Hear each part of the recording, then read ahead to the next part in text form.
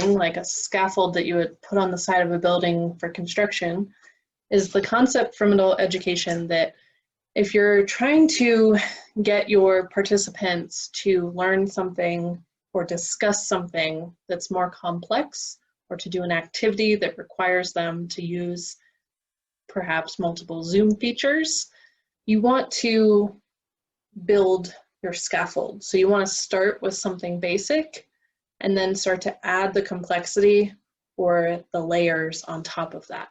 So that's one reason why I really like to do an early breakout session where we're just doing introductions with each other within, let's say, definitely within the first 10 minutes, often within the first 5 minutes, because it enables you to quickly introduce just the concept of a breakout room.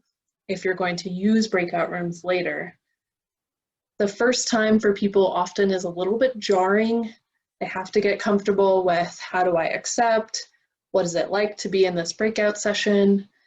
Do I need to turn my camera back on? Is my room a mess? Like, what's going on? So it's helpful if you give people a very short breakout session, 5 minutes or less, if you plan to use a breakout later in the same meeting, orientation, etc. Same thing can apply if you're trying to work up to a complex topic.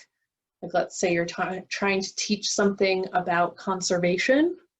You might start with just a few simple big picture ideas about conservation and then start to layer onto that and work up more complexity.